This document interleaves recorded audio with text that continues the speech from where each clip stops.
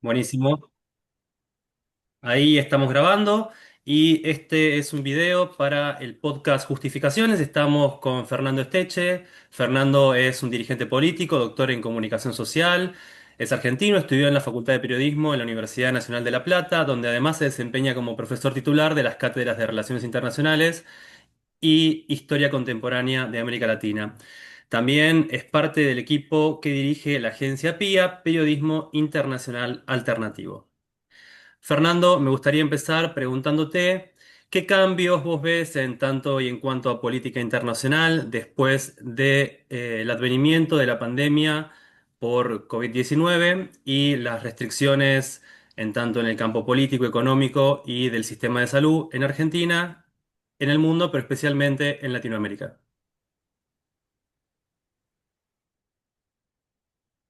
La pandemia me parece que fue. Yo no creo que la bisagra de los cambios en la política internacional sea la pandemia. La pandemia fue un gran ejercicio de disciplinamiento social global, eso sí, y expuso algunas situaciones, incluso la desigualdad y el acceso a medicamentos, o sea, la geopolítica de las vacunas que llamamos nosotros, que la desnudó y la expuso. Yo lo que creo es la gran bisagra del cambio de la situación internacional, me parece que es la guerra proxy que OTAN emprende contra Rusia, ya primero en 2014, pero que digamos, se materializa de manera tangible a nivel del gran público en la reacción de Federación Rusa del 2017, si yo mal no me acuerdo. Me parece que esa es la primera batalla de lo que es la emergencia del nuevo orden global en torno del multipolarismo, que va a contrastar con el declinacionismo del hegemón anglo-norteamericano respecto del orden global vigente que está en decadencia. Profesor, vos en tu manual breve de geopolítica, declinacionismo, redespliegue y multipluralismo, hablás de una hipertrofia financiera parasitaria que produce la economía y justamente por su carácter parasitario está destruyendo las fuerzas productivas. ¿Esto hoy en Argentina se materializa de qué modo? Bueno, se materializa en que tenés el 70% de la instalación productiva sin trabajar. Básicamente es eso. Yo creo que nosotros siempre para ordenar nuestro pensamiento pensamos en que hay una forma en el marco del modelo de acumulación de la actual etapa del capitalismo, que es en su fase superior, que es el imperialismo. Esto lo señalamos siempre apoyándonos en Samir Amin, esta idea de que estamos en el imperialismo. Esto es la mercantilización permanente y la colonización permanente. Y esto tiene cuatro vectores fundamentales que son en el mundo, la producción histórica y social en el mundo tiene cuatro formas principales de manifestación. Uno es la financiarización, que ahí es donde la hipertrofia financiera parasitaria. La financiarización es justamente la producción de una ilusión de riqueza a partir de lo financiero. Lo financiero es representación o ilusión de riqueza, no es riqueza en sí mismo. Entonces, esto lo que produce además con un circulante de 20 veces mayores activos financieros que Producto Bruto Real, produce una desigualdad, y la financiarización es directamente destrucción de fuerza de trabajo. Es decir, a un empresario o a cualquier capitalista o a cualquier persona por tomar, si vos tenés 1 millón de pesos, te rinde más dinero ponerlo a intereses a un mes que proyectar hacer una fábrica o dar trabajo y producir riqueza real. Entonces hay ahí un problema con la financiarización, por eso decimos que es parasitario, y es una hipertrofia porque está justamente ha tenido un crecimiento descomunal respecto de la producción real, pero los cuatro factores son la financiarización, el guerrerismo o la militarización, la caotización y la narcotización. No es que es un factor primero y el otro después, sino que se pueden dar de manera concomitante, de manera desigual, con distintos tipos de combinaciones, pero son los cuatro vectores fundamentales de la producción social histórica, y que en distintos lugares del mundo vas a tener ejemplos diversos. Narcotización y caotización tenés en Río de Janeiro y en San Pablo con las formaciones de criminalidad. Tenés, bueno, hoy por hoy en América Latina, en Ecuador y en Perú, financiarización. Digo, Argentina me parece que es uno de los grandes ejemplos, de los mejores ejemplos, este, que podés tomar en esto que tiene que ver con el carry trade y todo lo que significa el endeudamiento formidable y la creciente financiarización de la estructura económica argentina que produce esto, de que el capital nominal circula, Ujú. pero no tiene arraigo ni produce riqueza, y mucho menos eso, aún en el ideal liberal o neoliberal, produce derrames, digo, sacando todo eso. Y la militarización, que también es caotización, la tenés, bueno, tenés en África, en Sudán, en República Democrática de Congo, tenés en Gaza, la guerra próxima en Ucrania, tenés con lo que está sucediendo ahora, que yo entiendo que eso es una mueca de neomonroísmo, en el Caribe, con el 20% de la capacidad de despliegue militar global norteamericano. El 20% de esa capacidad de despliegue está hoy en ese pedacito que es el Caribe. Así que me parece que esos son los cuatro, para nosotros pensar el mundo, siempre trabajamos con estas variables. Entiendo que parte del equipo de agencia PIA está en este momento trabajando sobre el tema del Caribe y Venezuela específicamente. Sí, la agencia PIE es una agencia de análisis geopolítico, no de información, sino de análisis geopolítico. Entonces, en general, todos estos temas que van surgiendo, merecen inversión de recursos, y hay cantidad de compañeros que estamos trabajando en general, yo como director general y después otro grupo de compañeros, este, en la profundización del análisis temático y la construcción de perspectivas y el intento de explicación desde la historización propia de las situaciones, de por qué se dan algunas situaciones, cómo se dan y qué se puede esperar. Y así entendemos entonces y nos podemos explicar algunas, de las situaciones en nuestro continente, que entendemos que es, lo otro que decimos siempre es que hay tres tesis fundamentales cuando uno piensa el mundo. Una es justamente la declinación fatal, inevitable. Esto es en términos históricos, no biológicos, no se puede pensar en 5 o 10, sino es una tendencia histórica que ya es inevitable e irreversible, que es la declinación de la capacidad hegemónica justamente del hegemón, que tiene además una crisis interna muy grave porque tiene una guerra civil larvada en el interior. Esto es, cuando Trump dice hagamos América grande de nuevo, el hagamos de grande de nuevo es la idea de que ya no es grande ese de nuevo, el again, es esa conciencia que ellos tienen de esta situación y la incapacidad, hegemónica. Cuando hablamos de hegemonía, hablamos de dominación por consenso, no de dominación por coacción. Entonces, bueno, eso lo han perdido, por eso se acrecienta la dimensión militarista. La otra contratesis de esto es, y que además es síntoma de esta declinación, a la vez es síntoma, pero es contratesis, que es la emergencia de un nuevo orden global, multipolar. Esto se asienta fundamentalmente en los BRICS, Organización de Cooperación de Shanghái, el ASEAN, el Asia-Pacífico, es decir, una cantidad la idea del sur global. Ahí hay una parte importante del mundo, el 70% del mundo, que está en otra dimensión y en otra frecuencia. Y una tercera tesis que también es consecuencia de estas dos anteriores, que es a partir de la conciencia de este declinacionismo, la intención o pretensión de producir un redespliegue, una contraofensiva, para tratar de mantener, espacios de conquista o espacios de poder, lo más posible. Esto en el caso de América Latina, en el caso de Argentina en particular, en el caso de Argentina, de América Latina, de nuestra América en general, es trágico y dramático porque nosotros somos de alguna manera el espacio vital del imperialismo norteamericano, más allá de las contradicciones que tengan ellos, globalistas, continentalistas, incluso al interior propio de la élite actual, que son distintos sectores, no todos expresan lo mismo, pero más allá de esas contradicciones, la producción imperialista requiere de nuestra región para alimentar su cadena de suministro. Así que en eso, ahí es donde uno puede percibir, este redespliegue con la creación de nuevas derechas, lawfare, neogolpismo, el injerencismo electoral como el que han hecho en Argentina diciendo a quién hay que votar, como el que acaban de hacer en Honduras ayer, el que están haciendo hoy en Santa Lucía, que hay elecciones hoy. Así que así más o menos es como estamos pensando el desarrollo del momento geopolítico global.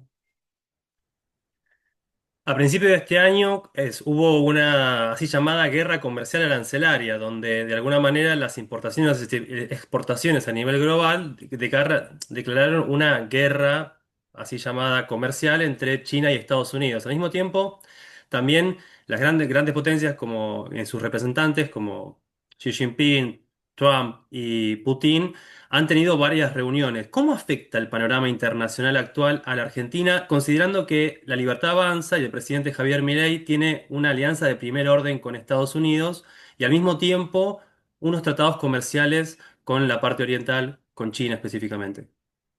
Dos swaps tenemos. Y no, sí, uno con China y el otro con Estados Unidos. Argentina tiene una política exterior muy errática, no tiene una estrategia lo único que tiene más o menos consistente este gobierno como política exterior es el alineamiento unilateral y automático a Estados Unidos y Israel, ¿no? Eso es lo único que uno puede encontrar. Después es muy errático, contradictorio e inconsistente. Es decir, la ilusión de deshacerse del swap chino significa una dinámica de crisis deficitaria formidable. No es posible, no es posible en términos reales. Entonces no es posible ni prometérselo a los Estados Unidos, ni es posible hacerlo más allá de si tuvieran la voluntad. Este, Después de lo de la guerra comercial, digo, una cosa es analizar el trumpismo desde la gesticulación y la narrativa y otra cosa es desde los hechos. Hay una narrativa geopolítica que es muy virulenta, muy radical, y hay una producción fáctica geopolítica que es bastante racional, bastante pragmática. Empezó con acordate lo de China, fundamentalmente empezó con unos aranceles altísimos, fueron bajando, bajando, bajando, hasta que además se encontró con el gran dilema de que su propia producción, sus propios aliados, por aquel momento estaba Elon Musk todavía como aliados, pero el propio vicepresidente, la propia gente de Silicon Valley que está con ellos, tanto en semiconductores como en algunos desarrollo de microchip, no tiene posibilidades de producir una sustitución, ni Estados Unidos ni ningún lugar del mundo hoy, de la dependencia de suministro tecnológico chino. Así que fueron situaciones que fueron modificándose. Por eso digo, siempre hay que saber diferenciar la narrativa de lo fáctico, pragmático de Trump. Y en ese sentido, la guerra comercial en general terminó impactando mucho más desfavorablemente sobre los aliados de Estados Unidos que sobre los aparentes adversarios. Rusia quedó afuera de la guerra comercial porque tenía sanciones, entonces como había sanciones no había que legislar sobre eso. Con China empezaron una escalada que llegó al paroxismo para después tener que bajarse. Y en cambio nuestra América, Europa, son los que sufren y padecen la política proteccionista y arancelaria de Estados Unidos. Tiene que ver con justamente la producción imperial decadente que tiene que gestionar Trump en este momento. En las homilías que daba el Papa Francisco hablaba de la Tercera Guerra, y esto está mencionado en su libro, La Tercera Guerra Mundial, casi como una predicción, allá desde los albores del 2013 con el caso de Ucrania. ¿Usted cree que estamos en la Tercera Guerra Mundial? Sí, hay muchos analistas. El problema es empezar a entender que con el propio desarrollo de la civilización hay formatos que han cambiado. Entonces, ahora se está hablando, por ejemplo, de guerras híbridas. Las guerras convencionales, como podemos ver la guerra proxy en Ucrania o alguna situación en África o en Gaza, esto de ejércitos enfrentados en territorio, asesinando gente. No es el único formato de guerra, hay distintas dimensiones de guerra, por eso hablamos de guerra híbrida, que es una multidimensión que contiene desde guerra cognitiva a guerra de baja intensidad, a gestión de la belicosidad y de la pacificación, gestión discrecional, como hace Estados Unidos en el caso, por ejemplo, de Asia Central.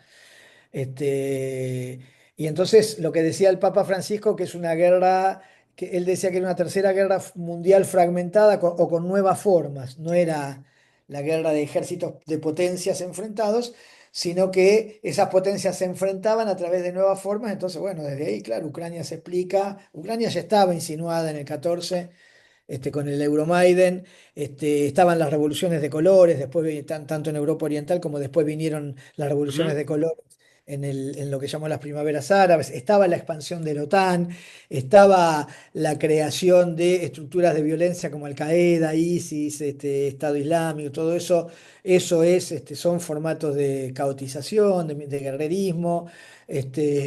Así que desde ahí sí yo te digo, a partir de las distintas tesis que hemos ido expresando a lo largo de esta conversación, digo, claro, esas tesis configuran una situación de enfrentamiento inevitable que tiene distintas formas de materializarse y desde ahí podríamos claramente coincidimos con la reflexión de Francisco acerca de la Tercera Guerra Mundial con otras formas, así lo planteaba. Este, la, la dimensión de la tragedia civilizatoria hace que esas otras formas cada vez vuelvan a ser más las formas convencionales y que las formas de la guerra sean cada vez más físicas y plausibles, ¿no? Con asesinatos masivos, progromos, desplazamientos, bombardeos.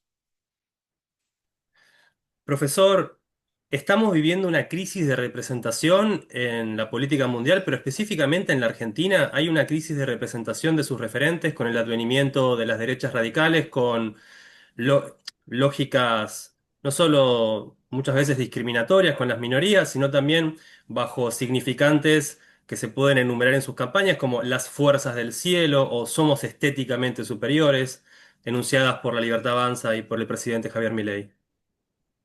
Sí, un personaje contrahecho como Javier Milei y su hermana diciendo que son estéticamente superiores, vaya uno a saber a qué patrón hegemónico, me parece una gran burla. Pero al margen de eso, yo más que una crisis de representación, iría más allá, que eso nosotros lo hemos trabajado en la tesis doctoral, con la idea de los proscriptos.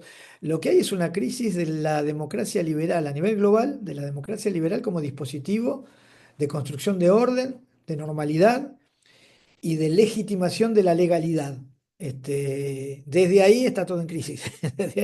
Desde ahí se dispara una crisis que, claro, es una crisis de representación que la tenés en la guerra civil larvada en Estados Unidos, en lo que se llaman crisis de representación en, en el resto, y ponerle en América Latina o en nuestra América, que tiene que ver no solamente con la emergencia de las nuevas derechas, es decir, el problema es la gran defraudación de la política, el problema es la defraudación de la política y el dispositivo democrático liberal que no expresan la pretenciosa utopía de deliberar y gobernar a través del representante. No, no, no lo logra. Después de las dictaduras, de cuando arman la guerra de baja intensidad y cambian la doctrina, después por la época de la doctrina Reagan, empiezan a plantear las democracias y la democratización de la región y hablan de las democracias tuteladas o restringidas. Eso funcionó poquito, había países que lo tenían más formalizado, que ello el pacto de Taubaté, Taubaté en Brasil con el pacto de café con leche, el pacto del Frente Nacional en Colombia, el pacto de Punto Fijo en Venezuela. La verdad es que en la normalización institucional que hicieron después de los 70, después de la primera instancia de la consolidación del proyecto neoliberal, que eso lo hicieron por la violencia, ese interregno de los 80 es un proceso de gran defraudación. este, Llegamos a los 90 con una segunda vuelta neoliberal, ahí ya con consenso de Washington en lo que es la instalación del neoliberalismo por consenso, y a partir de ahí aparece temprano el chavismo, muy temprano, más temprano que todos, y ya en la primera década del siglo XXI lo que se llama ciclo progresista, los distintos gobiernos de carácter nacional popular en muchos de los países de América Latina, este, que evidenciaron que las democracias tuteladas o restringidas ya tampoco funcionaban, pudieron construir pliegues, fisuras y meterse ahí y potenciar el sistema democrático como para construcción de Ujú. políticas populares. este, y eso generó, obviamente, una doctrina en el enemigo que construyó estas formas de lawfare, de neogolpismo, de nuevas derechas democráticas y de arrebatamiento de los repertorios populares a las fuerzas nacionales y populares. Yo creo que es un intento de gestión todavía con este dispositivo, pero que es un dispositivo que ya está agonizando. En el mundo no es el formato predominante, la democracia liberal que conocemos nosotros en Occidente. Digo, India no es eso, Rusia no es eso, China no es eso, Irán no es eso, Turquía no es eso. Estoy hablando de la potencia. Japón no es eso, más allá de lo que dicen las constituciones. Digo, en términos reales, la construcción de poder del dispositivo real de construcción de orden, de normalidad y de legitimación de la legalidad que cada uno de estos sistemas produce, la democracia liberal, primero que nada en Estados Unidos y en Europa vos pensás que Francia tuvo que constituir un gobierno por quinta vez. Está Macron desesperadamente constituyendo el Ujú. gobierno. En Europa Oriental tienen que suspender elecciones y meter presos a los candidatos porque ganan las elecciones los que ellos no quieren. Gran Bretaña también tiene una crisis de representación, tuvo que constituir dos, tres veces gobierno.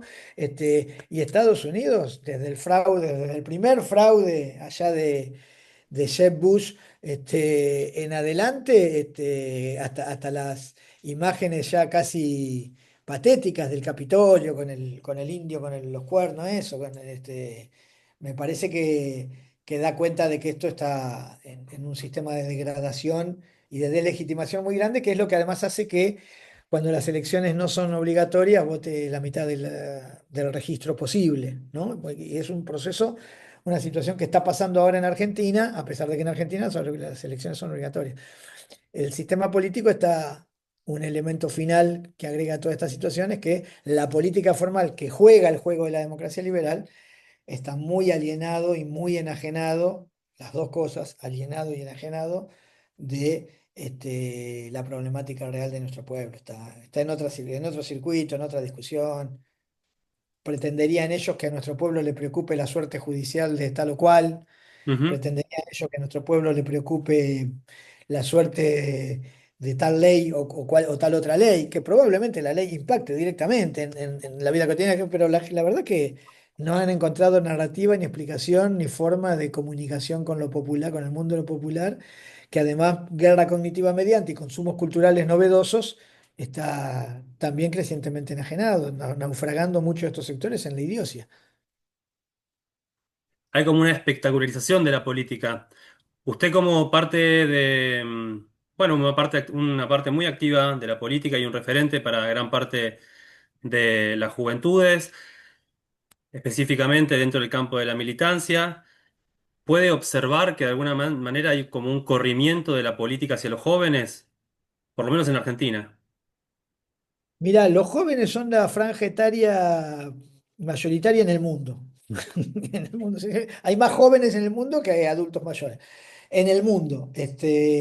No obstante lo cual, bueno, y en Argentina, puntualmente en Argentina, es la mayoría electoral. Cuando se produce la situación esta que la produce el kirchnerismo de otorgar la posibilidad de decisión electoral a los chicos de 16 años, o sea, otorgar, ¿eso qué quiere decir? Otorgar ciudadanización, es decir, derecho a elegir.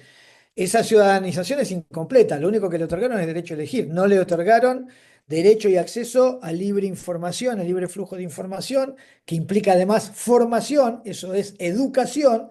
Eso no se garantizó, entonces garantizan un ejercicio de ciudadanización donde es el solo ejercicio de votar, pero todo el otro ejercicio de ciudadanización, que es poder ir a una escuela bien alimentado, de ser capaz de poder prestar atención, tener capacidades cognitivas a partir de una buena alimentación, de un buen descanso, de un buen entorno familiar, que te permita no tener problemas de otro tipo, eso no se garantizó. Y bueno, y libre flujo de información y formación, es decir, con un sistema educativo sólido, donde, por ejemplo, historia digo, elementos fundamentales de la dimensión de lo político tienen que estar claros, economía, historia, geografía. Eso está todo debilitado, en decadencia, no en Argentina, en toda América. Entonces, ahí tenés un primer tema a plantearte. El otro tema es por qué las derechas cautivan a los sectores juveniles que tienen y un Sí. protagonismo. No son sectores que... No hay un corte clasista ahí. No son los cachorros de la oligarquía los que votan a las nuevas derechas. Son sectores populares. Este, Ahí tiene que ver, yo creo, mucho con guerra cognitiva, con redes, con tipos de consumos culturales, con capacidad de un discurso, que es un discurso disruptivo, es un discurso de ruptura, el discurso de Milei como discurso, no como práctica. Como discurso es un discurso de negación de qué, de la casta, de la política, de los tipos que se la chorean, de los que te defraudan. Bueno, eso entusiasmaría a cualquiera. a quienes tenemos tres, cuatro neuronas conectadas y un poco de historicidad, decimos, no, todo lo que está diciendo no tiene sustento material. Ahora, quien está incauto por un contexto social y de consumo cultural que frágil, precario, que no le permite, no lo asiste, no lo asoma a una complejidad de realidades, bueno, lo cautiva. Entonces, por eso te digo que del otro lado no se propone nada. Vos fíjate que en las últimas elecciones argentinas, yo pensaba que Milei iba a perder. Y ganó, ¿no? No ganó tanto como se dijo en la primera operación A mediática medio término, sí. de la noche de las elecciones, pero ganó la elección, estragado por denuncias de corrupción, con el partido propio desarmándose. Ganó las elecciones en prácticamente en todo el país. Este, la propuesta alternativa a Milei, a quien iba a salvar Trump, ¿cuál era? La explicación de cómo se doblaba la boleta. Yo te desafío, buscá campaña electoral de la oposición y vas a ver que no hay un solo mensaje político que diga que Milei no es Mm. que Trump no es ningún salvataje, que Trump es un salvavidas de plomo, que propongan además otra forma de salvataje, porque las hay, porque están los BRICS, porque está Shanghái, porque hay otro entorno de alianza geopolítica, que no es cierto que si no pagamos la deuda nos vamos a morir, porque digo, Rusia tiene sanciones, Irán tiene sanciones, China tiene sanciones y han desarrollado, han hecho un proceso de sustitución de importación a partir de las sanciones. Argentina, ¿qué le pasó? Lo único que le pasó, le secuestraron una vez la fragata Libertad en Ghana. Bueno, entonces si no hay una propuesta alternativa de radicalidad a la narrativa oficial, ¿por qué pensás que alguien va a tener que votar a uno que le dice cómo tiene que doblar la boleta? Digo, desde el análisis racional, el que votó a los que solo te explicaban cómo doblar la boleta deja mucho que desear. Sin embargo, parece haber cierta representación también en algunos sectores de la oposición, le hace el peronismo, o el kirchnerismo, o la cámpora, amén de una ruptura y una lucha interna también en la política exterior de Trump, así como parte del sionismo. No, claro, no, pero no solo de Trump, van todos corriendo, todos los intendentes tienen una bandera una foto con la bandera norteamericana en la espalda, ¿eh? Todos han ido a la embajada, a saludar al embajador, todos van cuando AmCham, la Cámara de Comercio Americana, hace sus eventos y sus foros, todos los políticos, los diputados, los connotados militantes dirigentes de la oposición son parte de la Fundación Universitaria Río de la Plata, que es una estructura de soft power de cooptación de liderazgos, entonces van, por ejemplo, qué sé yo, todos los ministros macristas, mileístas son, y también algunos asesores economistas de los que estaban en la foto, con Cristina. Bueno, ahí hay un problema que tiene que ver justamente con el soft power imperial que tiene tentáculos por todos lados y no hay fortaleza popular todavía que pueda producir los anticuerpos necesarios. Todo lo contrario, se ha producido un nivel de colonización intelectual tan grande que todos piensan que la única posibilidad tiene que ver, en el neoliberalismo pasó lo mismo, en el liberalismo con el consenso de Washington había una consigna que era lo único posible. Vos fijate que una receta económica, cuando se habla, un diagnóstico económico es la economía bimonetaria como diagnóstico, que todos aplauden, qué Ujú, descubrimiento! Y la receta económica es cómo resolver el desequilibrio entre déficit y superávit. Eso es clave neoliberal, eso es persistencia neoliberal. Yo no ujú. pienso en economía bimonetaria, cuando hablamos de bimonetaria hablamos de la dolarización, porque nosotros tenemos que pensar un esquema geopolítico, de alianza geopolítica, con el resto del mundo, con el 70% del mundo que no comercia más en dólares, que no tiene más al dólar como moneda de reserva, que no tiene más al dólar como moneda de referencia y que no tiene más al dólar como moneda de intercambio. Entonces, ¿por qué tiene que ser un problema para mí el dólar? ¿Por qué? Por la deuda externa. ¿Por qué yo voy a reconocer la deuda externa que es ilegal, fraudulenta, ilegítima y de consecución permanente delictual? Bueno, son decisiones que la dirigencia política tiene que aprender a tomar. Y si no las toma es porque es cómplice o impotente. Profesor, una última pregunta, ya en los últimos 5 minutos de nuestra entrevista. Me gustaría preguntarle si usted a título personal ha tenido algún tipo de problema por su carrera política, por las clases que da en la universidad, o ha sufrido amenazas por su labor periodística. No, amenazas no, problemas son los problemas que tiene cualquier dirigente político en la Argentina en un sistema crecientemente represivo. Varios de nosotros estuvimos detenidos en el marco de la causa del lawfare, de las causas del lawfare y demás, acusaciones infundadas y fabulosas. Amenazas, no, no, por ahí algunos, no sé, yo no, pero no, no, yo no tengo la pretensión, no, no soy un actor de la política muy importante, soy apenas un profesor universitario, un dirigente político de un espacio pequeño. No, no, no, no quiero desentenderme con esto con esta valoración de mis responsabilidades de producción histórica y política. Bueno, mis clases no son distintas que esta conversación que hemos tenido desde la primera hasta la última, siempre hablo Ujú. desde el mismo lugar y soy claro respecto de eso, para el alumno que no se sienta, no, para que nadie se sienta sorprendido. Me parece que eso es lo más honesto. Creo que la universidad es un espacio de disputa de sentidos, y lo tomo así, además de que es mi trabajo.